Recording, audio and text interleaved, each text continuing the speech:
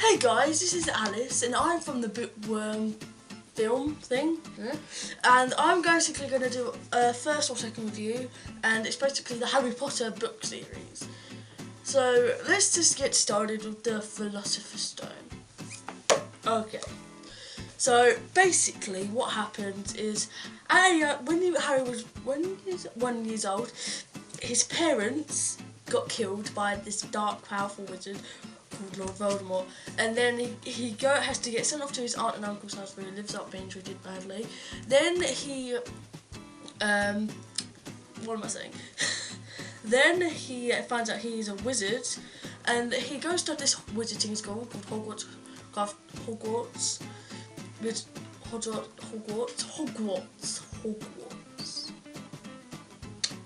and he meets his two best friends, Ron and Hermione, and then he finds out later in the year that there's a Philosopher's Stone that Lord Voldemort wants, because I think it can make you like immortal or something, give you like a wish. I don't know. I forget. I haven't read this book in ages. and basically he defeats Lord Voldemort and kind of gets rid of him for a year. And it's all kind of fun, and he lives off to Hogwarts, back to his aunts and uncles, and ready for the second year. Harry Potter and the Chamber of Secrets, second book. Basically, he goes back to Hogwarts with his friend Ron and Hermione, finds out about a chamber underneath the school has been opened, and he finds out he can speak Parseltongue, which is snakes, and not many wizards can do this other than dark, powerful wizards. Things are getting petrified by a basilisk and kind of a massive snake. I don't know if it's real or not because I'm not very smart. and then Ron's sister, Ginny Weasley, gets taken by the basilisk down to the chamber, and Tom Riddle, aka Lord Voldemort, is back as a memory from a diary that Ginny had. And then Harry has to save Ginny, cure the basilisk, and they all live happily ever after. And it actually turned out that Ginny was the people petrifying everyone, which is because normally the basilisk kills people when they look at them straight in the eye, but because they all seem to look at them in a weird reflection way, so they all got petrified and all lived happily ever after. Harry Potter and the Prisoner of Azkaban. This is one of the most confusing Harry Potter books there are. So basically, what happens is Harry starts his third year at Hogwarts. It's basically all kind of the calm year, I guess. Later on in the year, we find out, because everyone in the Ministry, which is like kind of the government of the magic world, kind of thought that Sirius Black, Harry's godfather, was the reason that his parents died, because he gave their secret place away to Voldemort. And then he comes to the school and he tries to talk round to Harry because he escaped from Azkaban, a wizarding prison, and no one has ever escaped from there before. And basically, Hermione uses a time turner because Sirius has gotten captured again after ages. The Defense Against Dark Arts teacher is a werewolf, and it's all very confusing. But it turns out that Sirius all lives happily ever after because they free him from the jail at Hogwarts, and yeah, then Sirius goes into hiding. So, great story for Sirius, isn't it? Harry Potter and the Goblet of Fire. This is when the books kind of get scarier. Well, more of the films. They kind of get scarier, the books get bigger. Yeah, so basically Harry turns for his fourth year at Hogwarts, and there's a tournament, and two other schools have to come here, and Victor Crumb, a famous wizard player, and Fleur Delacour, who gets married to Ron's older brother in the later books, it actually participates in it. And normally there's three participants in it, and from Hogwarts they chose Cedric Diggory, which is Robert Pattinson, who was really hot on it but he had to die, and then but it chooses Harry as well, so there was two Hogwarts participants, and basically there are three different rounds. Fleur isn't very good at any of them, because she's a girl and girls aren't good at anything.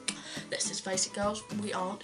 And then basically Harry survives, Cedric gets killed by Lord Voldemort, who actually returns, and actually, yeah, the third book, Voldemort wasn't actually in it, so I guess that's actually an achievement. And yeah, so that's this one. Basically, Harry wins everything.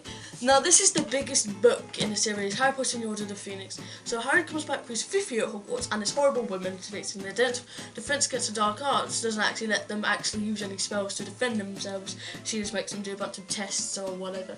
Because Dumbledore and the Ministry are saying that Dumbledore and Harry are lunatics, thinking Voldemort can come back, because they all believe that Voldemort can't come back after Harry actually, in the first book I forgot to mention this, damn it. Harry, his mother casts like a kind of a love spell on him, so Voldemort can't actually reach him. So it rebels on him and Voldemort kind of gets destroyed for now, and then he comes back and yeah. So no one believes him. And then there's a prophecy that Harry finds out about, which is linked to him and Voldemort, that the Death Eaters, Voldemort's followers, want. So Harry has to go to the place in the Ministry. I can't remember what it's called. And no, I can't think of it. Damn. And basically, it gets to prophecy. Death Eaters want it. They all fight. The Order come. It's Order of the Phoenix, which is kind of the rebellious side against the Death Eaters and Voldemort, because they actually know that Voldemort's back because they're smart, unlike the Ministry. And then they win. They win because Dumbledore arrives and saves the day. But Sirius died, and Harry gets very sad. Harry Potter and the Half-Blood Prince. This is where it all gets exciting and blah blah blah. Because there's romance in this one. So basically, Harry finds out about Horcruxes, which are part of someone's soul that gets split, and they have to kill like someone or something. And Voldemort has 7, which is literally really impossible, but he has them. So, and Harry finds out that to kill Voldemort, when only one can live while the other one survives. So basically, one of them has to die, and Harry has to try and find all the Horcruxes, kill them all. Even though they've both done to Harry and Dumbledore. Dumbledore did his ring, and Harry did Tom Riddle's diary, which had to destroy in the Chamber of Secrets. Yeah, massive plot twist, right?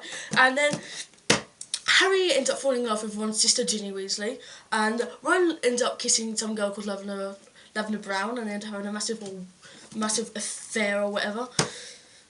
And then they all break up, Harry and Ginny, and Harry had to go into this cave with Dumbledore, try and find another Horcrux, which was actually a fake, so Dumbledore died for nothing. Sorry, I just said that Dumbledore died, never mind.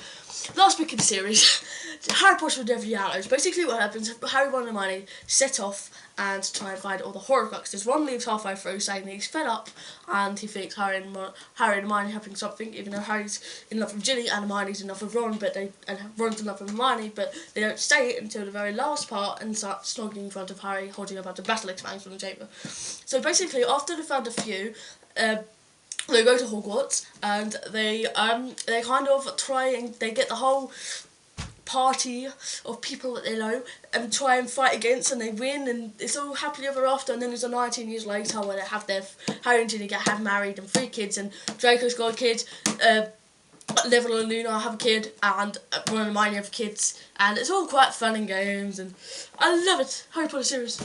So that's the Harry Potter series for you guys. I hope you enjoyed it. Give it a thumbs up if you enjoyed, and I will see you guys next time. I will do the Harry Potter film series. So I hope you enjoy, and I'll see you guys next time. Bye!